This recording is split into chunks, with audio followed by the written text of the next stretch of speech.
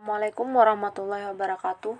Bersama podcast ini saya Mardiana, peserta Latsar CPNS Angkatan 25 Kabupaten Hulu Sungai Tengah. Saya akan menjelaskan mengenai wawasan kebangsaan dan nilai-nilai bela negara.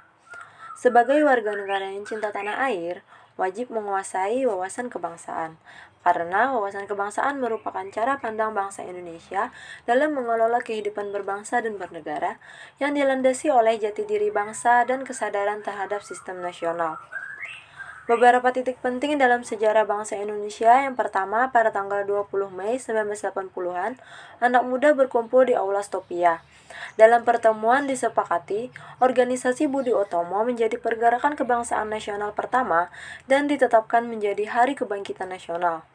Kemudian, organisasi pergerakan nasional yang pertama yang menggunakan istilah Indonesia merupakan Organisasi Perhimpunan Indonesia atau yang kita sering sebut dengan PI, yang menjadi pelopor kemerdekaan Indonesia.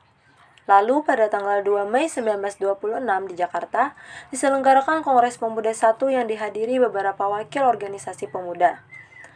Penggunaan bahasa Melayu yang diusulkan oleh Muhammad Yamin menjadi kontroversi pada saat Kongres Pemuda I. Oleh karena itu diadakan Kongres Pemuda II pada tanggal 27 sampai dengan 28 Oktober 1928. Kemudian pada 1 Maret 1945 dalam situasi krisis, Letnan Jenderal Kumakichi Harada, pimpinan pemerintahan penduduk Jepang di Jawa, mengemukakan pembentukan BPUPKI. Dan pada tanggal 7 Agustus 1945, PPKI juga terbentuk. 4 konsensus yang dimiliki bangsa Indonesia yang pertama adalah Pancasila sebagai ideologi negara yang dijadikan pandangan hidup bangsa. Yang kedua ada Undang-Undang Dasar 1945 yang memiliki fungsi untuk membatasi kekuasaan pemerintah, sehingga penyelenggaraan tidak bersifat sewenang-wenang. Yang ketiga terdapat NKRI atau Negara Kesatuan Republik Indonesia, yang menjadi tujuan dan fungsi negara Indonesia, di mana keberadaan NKRI ini tidak dapat dipisahkan dari peristiwa proklamasi kemerdekaan 17 Agustus 1945. Karena melalui peristiwa proklamasi ini, bangsa Indonesia berhasil mendirikan negara dan menyatakan kepada dunia luar bahwa sejak saat itu terdapat negara baru, yaitu Negara Republik Indonesia. Yang terakhir adalah Bhinneka Tunggal Ika, di mana makna semboyan Bhinneka Tunggal Ika dapat diartikan dengan berbeda-beda tetapi pada hakikatnya satu. Sebab meskipun secara keseluruhannya memiliki perbedaan, tetapi pada hakikatnya satu bangsa dan negara Republik Indonesia. Next, menutup pembahasan pada wawasan kebangsaan yaitu lambang-lambang negara.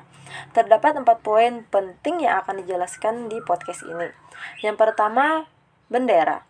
Sudah kita ketahui bahwa bendera Indonesia yaitu bendera Sang Merah Putih.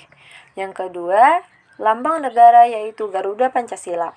Yang ketiga, lagu kebangsaan yaitu Indonesia Raya yang diciptakan oleh W.R. Supratman. Dan yang terakhir, bahasa yaitu Bahasa Persatuan Bahasa Indonesia. Selanjutnya ada pembahasan mengenai nilai-nilai bela negara. Sebelumnya kita harus tahu dulu nih, apa sih sejarah bela negara? Pada tanggal 18 Desember 2006, Presiden Republik Indonesia Dr. Haji Susilo Bambang Yudhoyono menetapkan tanggal 19 Desember sebagai Hari Bela Negara dengan mempertimbangkan bahwa tanggal 19 Desember 1948 merupakan hari bersejarah bagi bangsa Indonesia. Karena dalam rangka mengisi kekosongan kepemimpinan pemerintah negara Republik Indonesia dalam rangka bela negara, serta upaya mendorong semangat kebangsaan dan bela negara dalam mempertahankan kehidupan berbangsa dan bernegara.